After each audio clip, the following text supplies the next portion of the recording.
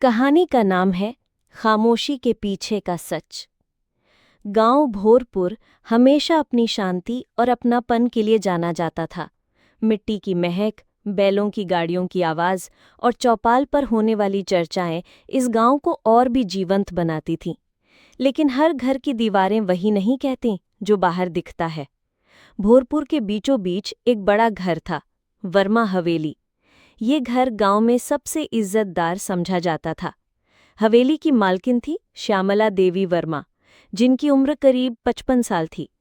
श्यामला देवी गांव की महिलाओं के लिए आदर्श मानी जाती थीं, धार्मिक, संस्कारी और सख्त अनुशासन वाली। उनका बेटा अरविंद वर्मा शहर में पढ़ लिखकर अब गांव में ही खेती-बाड़ी संभाल रहा था। अरविंद की शादी पिछले साल ही हुई थी नेहा से। नेहा एक मध्यम वर्गीय परिवार की सीधी-साधी लड़की थी। उसे लगा था कि शादी के बाद उसका संसार खुशियों से भर जाएगा, क्योंकि अरविंद पढ़ा लिखा और समझदार था। परंतु किस्मत की किताब में कुछ और ही लिखा था। शादी के शुरुआती दिनों में सब सामान्य लग रहा था, लेकिन धीरे धीरे नेहा को एहसास हुआ कि इस घर की चमक दमक के पीछे बहुत गहरी परछाइयां छिपी हैं। श्यामला देवी बाहर से जितनी संस्कारी और दयालु दिखतीं, अंदर से उतनी ही कठोर थीं। रोज किसी न किसी बहाने नेहा को अपमानित करना उनका नियम बन चुका था। कभी खाने में नमक ज्यादा हो जाए तो ताने, कभी कपड़े धोते समय थोड़ी गलती हो जाए तो चीखें। अरविंद शुरू में बीच बचाव करता, लेकिन धीरे धीरे उसने भी चुप्पी साध ली। शायद माँ की कठोरता का सामना करने की हिम्मत उसमें नहीं थी। नेहा सोचती, शायद हर बहू के साथ यही होता है, वक्त के साथ सब ठीक हो जाएगा। लेकिन वक्त बीतता गया और हालात और बिगड़ते गए। श्यामला देवी गांव में अपनी छवि बनाए रखने में बहुत माहिर थीं। बाहर वालों के सामने वे नेहा की तारीफों के पुल बांधती। देखो हमारी बहू कितनी भाग्यशाली है, घर आकर पूरा घर संभाल लिया। लोग भी कहते, श्यामला देवी सचमुच धन्य है, इतनी अच्छी बहू पाकर। लेकिन हवेली के बंद दरवाजों के पीछे वही बहू रोज आंसू बहाती थी। नेहा ने कभी माँ बाप को नहीं बताया, क्योंकि उसे डर था कि कहीं उनकी इज्जत पर आंच न आ जाए। एक दिन अचानक हवेली में हंगामा मच गया। श्यामला देवी ने पूरे गांव को बुलाकर कहा, हमारे घर से एक कीमती चांदी का बर्तन गायब हो गया है, और ये चोरी किसी बाहरी ने नहीं की, बल्कि घर के अंदर से हुई है। सारे गांव वाले सन्न रह गए। श्यामला देवी ने बिना नाम लिए इशारा नेहा की तरफ किया। लोग गानाफूसी करने लगे। क्या बहू ऐसा कर सकती है? नहीं नहीं, वो तो बड़ी सीधी है। पर मान जी तो यूं ही इल्जाम नहीं लगाएंगे। नेहा के पैरों तले जमीन खिसक गई। उसने कांपती आवाज में कहा, मान जी मैंने कुछ नहीं किया, मैं तो खुद चौंक गई ये सुनकर। श्यामला देवी ने गुस्से से कहा, अगर तूने नहीं किया तो फिर कौन कर सकता है घर में, और कौन है? अरविंद चुप रहा। उसकी चुप्पी नेहा के दिल को और भी तोड़ गई। उस रात नेहा कमरे में बैठी रो रही थी। अरविंद धीरे से पास आया। नेहा, मैं जानता हूं तू बेगुनाह है, पर माँ को मैं समझा नहीं पा रहा। तू थोड़े दिन सब्र कर, सब ठीक हो जाएगा। नेहा ने पहली बार अरविंद की आंखों में गुस्से से देखा। सब्र? कब तक अरविंद? जब तक हर इल्जाम मुझ पर लगाया जाए और मैं चुप रहूं? ये कैसी जिंदगी है? अरविंद कुछ नहीं कह सका। अगले दिन सुबह जब नेहा आंगन साफ कर रही थी, उसे अलमारी के कोने में वही चांदी का बर्तन मिला जिसे चोरी का बताकर इल्जाम उसी पर लगाया गया था। उसका दिल जोर से धड़कने लगा। तो क्या मांजी ने खोदे से छुपाया था? पर क्यों? नेहा ने बर्तन उठाया, लेकिन तभी उसे पीछे से किसी के कदमों की आहट सुनाई दी। वो झट से बर्तन वहीं रखकर खड़ी हो गई। श्यामला देवी थीं। उन्होंने तिरछी नजर से नेहा को देखा और धीमे से कहा, जो चीज तूने देख ली है उसे भूल जाना ही तेरे लिए अच्छा है, वरना तेरा रहना इस घर में मुश्किल हो जाएगा। नेहा का पूरा शरीर कांप उठा। अब उसे समझ में आ गया था कि मामला सिर्फ तानों और तिरस्कार तक ही सीमित नहीं है, यहाँ कुछ और बड़ा खेल चल रहा है। उस रात नेहा नींद में भी बार बार चौंक उठती। वो सोच रही थी, मांजी ऐसा क्यों कर रही हैं? क्या सिर्फ मुझे बदनाम करने के लिए, या इसके पीछे कोई और राज है? तभी अचानक उसे कमरे के बाहर से किसी के कदमों की आहट सुनाई दी। वो धीरे से उठी और खिड़की से झांका। श्यामला देवी हाथ में एक पुराना लकड़ी का संदूक लेकर पिछवाड़े की तरफ जा रही थी। नेहा का दिल जोर से धड़कने लगा। ये संदूक, इसमें क्या है? और मांजी इसे आधी रात को क्यों ले जा रही हैं?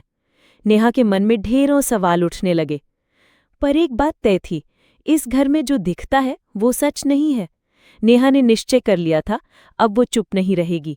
उसे जानना ही होगा कि इस घर की दीवारों के पीछे कौन सा राज छुपा है। लेकिन उसे अंदाजा भी नहीं था कि जिस रहस्य के पीछे वो जाएगी, वो उसकी जिंदगी की सबसे बड़ी परीक्षा बन जाएगा। रात का सन्नाटा गांव पर छाया हुआ था। कभी कभी दूर से कुत्तों के भौंकने की आवाज आती और फिर सब शांत हो जाता। लेकिन नेहा के दिल में कैसे तूफान मचा हुआ था। खिड़की से झांकते हुए उसने साफ देखा, श्यामला देवी पुराने लकड़ी के संदूक को बड़ी सावधानी से हवेली के पिछवाड़े बने पुराने गोदाम की ओर ले जा रही थीं। नेहा की सांसें तेज हो गईं। इस संदूक में ऐसा क्या है कि मांजी इसे रात के अंधेरे में छुपा रही हैं? नेहा धीरे धीरे कमरे से बाहर निकली। अरविंद गहरी नींद में सो रहा था। वो चाहती थी कि उसे जगाए, लेकिन डर था कि अगर उसने मना कर दिया तो फिर राज कभी खुल ही नहीं पाएगा। आहिस्ता से कदम रखते हुए वो गोदाम के पास पहुंची। दरवाज़ा आधा खुला था। अंदर से धीमी रोशनी झलक रही थी। शायद मांजी ने मिट्टी का दिया जलाया था। नेहा खामोश खड़ी होकर अंदर झांकने लगी। श्यामला देवी संदूक खोल चुकी थीं। अंदर कई पुराने कपड़े, कुछ पीतल के बर्तन और एक मोटा सा कपड़े में लिपटा गट्ठर रखा था। श्यामला देवी ने बड़ी सावधानी से उस गट्ठर को खोला। नेहा की आंखें फटी रह गईं। अंदर सोने की गिन्नियां, चांदी के सिक्के और कुछ बेहद कीमती गहने रखे थे। नेहा के पैरों तले जमीन खिसक गई। तो मांजी के पास इतना खजाना है, फिर क्यों वे मुझे बार बार चोट ठहराती हैं और ये गहने छुपाकर क्यों रखती हैं? तभी अचानक लकड़ी का दरवाज़ा चरमराया। श्यामला देवी ने फौरन संदूक बंद कर दिया और चारों ओर नज़र दौड़ाई। नेहा झटपट पीछे हट गई और अंधेरे में छिप गई। श्यामला देवी को कुछ आभास हुआ था। उन्होंने ऊंची आवाज में कहा, जो भी है सामने आ जा, छुपकर झांकने से कुछ हासिल नहीं होगा। नेहा का दिल धड़क रहा था, लेकिन उसने हिम्मत जुटाई और सामने आ गई। तो यहाँ क्या कर रही है? श्यामला देवी की आंखों में गुस्सा और डर दोनों थे। नेहा कांपती आवाज में बोली, मांजी, ये सब क्या है? इतने गहने, इतने सिक्के, आपने इन्हें क्यों छुपा कर रखा है? और फिर चोरी का इल्जाम मुझ पर क्यों? श्यामला देवी ने गहरी सांस ली और फिर हंस दी। बहुत जल्दी अक्लमंद हो रही है तू। याद रख, इस घर में जो मैं चाहूं वही होगा। अगर मैंने तुझ पर इल्जाम लगाया तो बस लगाया, और ये खजाना, इसका तुझसे कोई लेना देना नहीं है। नेहा ने साहस करके कहा, लेकिन सच तो एक दिन सबके सामने आएगा मांजी। ये खजाना आपने क्यों छुपाया है, मैं सब जानकर रहूंगी। श्यामला देवी ने तिरस्कार भरी नजर डाली। बहुत बड़ी भूल कर रही है तू बहू। जितना कम जानेगी तेरे लिए उतना ही अच्छा है, वरना ये हवेली तुझे निगल जाएगी। ये कहकर उन्होंने दिया बुझा दिया और संदूक फिर से बंद कर दिया। नेहा की रूह कांप गई।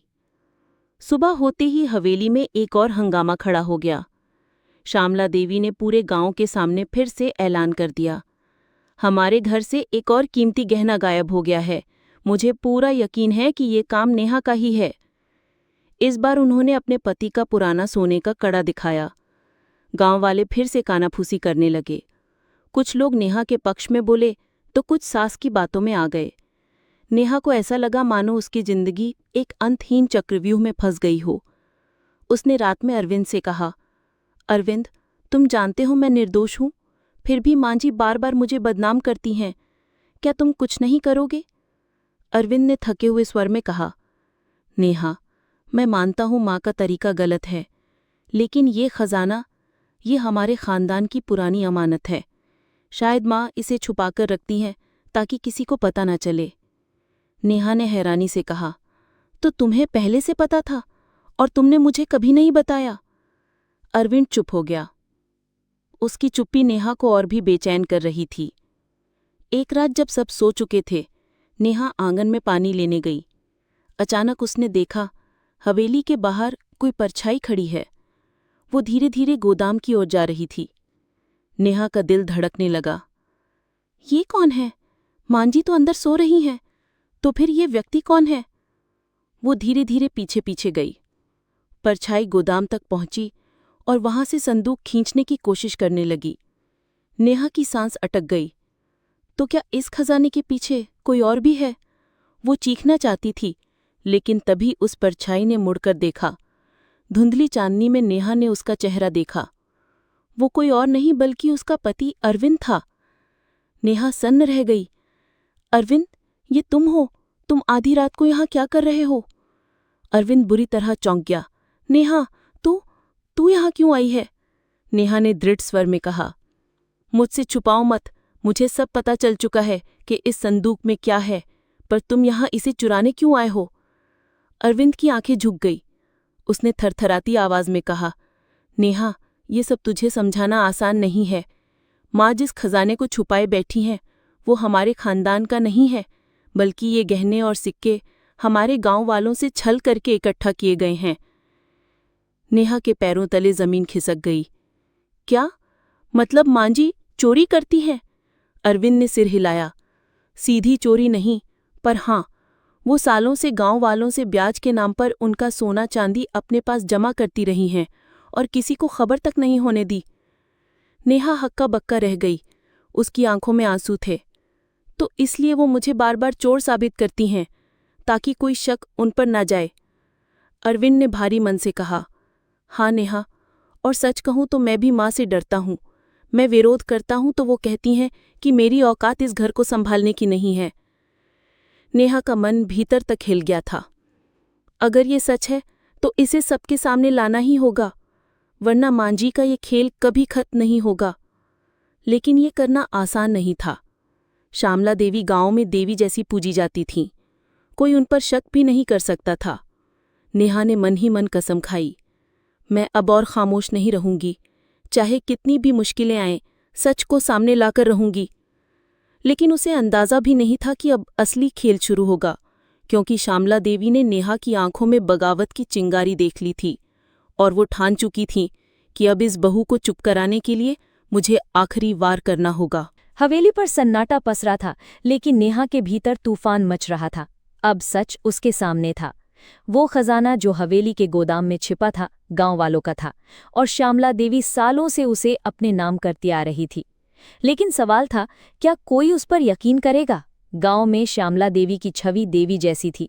लोग उनकी पूजा करते थे, उनकी हर बात को सत्य मानते थे। अगर नेहा ने सीधे सीधे कुछ कहा तो उल्टा उसी को झूठा साबित कर दिया जाएगा।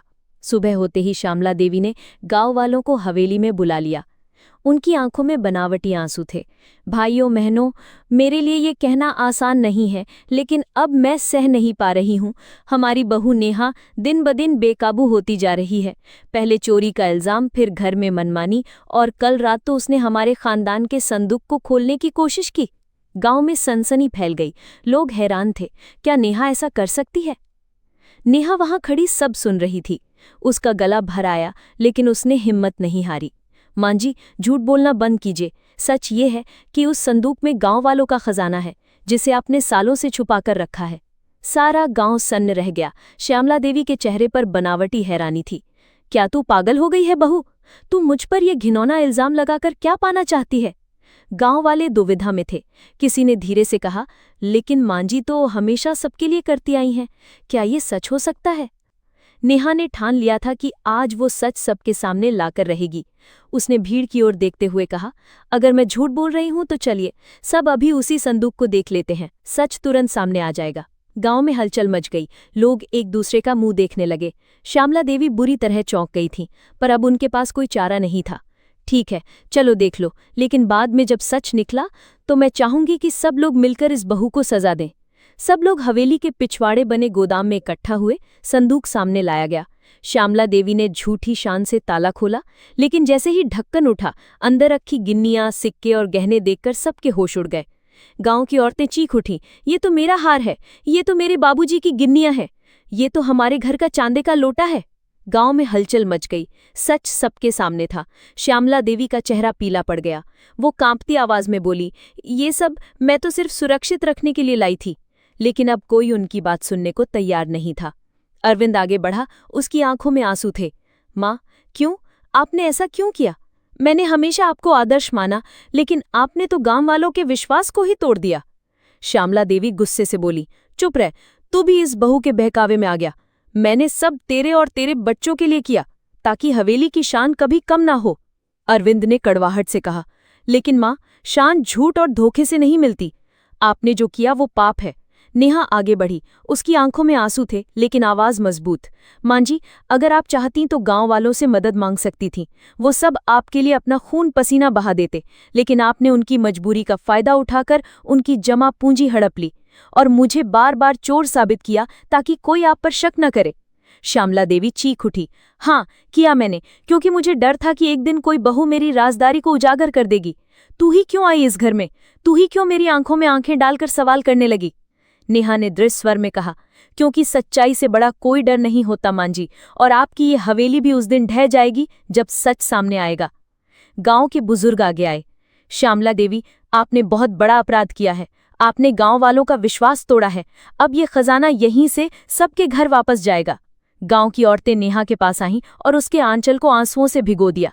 बिटिया, तू ना होती तो हमें कभी सच पता ही ना चलता। नेहा की आंखें भर आईं। उसने हाथ जोड़कर कहा, मैंने कुछ नहीं किया, मैंने बस चुप्पी तोड़ने की हिम्मत की। श्यामला देवी अकेली रह गईं। गांव वाले उनसे मुंह मोड़ चुके थे। उनका अहंकार, उनकी बनावटी शान सब मिट्टी में मिल गई। वो आंगन में बैठकर बुदबुदा रही थीं, मेरा सब छिन गया, सब छिन गया। नेहा उनके पास गई। मां जी, अगर आप चाहें तो आज भी सब आपका सम्मान करेंगे। बस अपनी गलती स्वीकार कर लीजिए और गांव वालों से माफी मांग लीजिए। श्यामला देवी की आंखों से आंसू बह निकले। वो पहली बार नेहा के आगे झुकीं। उस दिन वर्मा हवेली में नया इतिहास लिखा गया। खजाना गांव वालों को लौटा दिया गया। श्यामला देवी ने सबके सामने अपनी गलती मानी और नेहा से माफी मांगी। नेहा की खामोशी अब आवाज बन चुकी थी। उसकी बहादुरी ने साबित कर दिया, औरत की चुप्पी उसकी मजबूरी नहीं, उसकी ताकत है। लेकिन जब वो बोलती है तो हर छलावा टूटकर बिखर जाता है। तो इस तरह कहानी पूरी हुई, एक बहू की चुप्पी से लेकर उसकी हिम्मत तक, और एक सास की बनावटी शान से उसके पतन तक।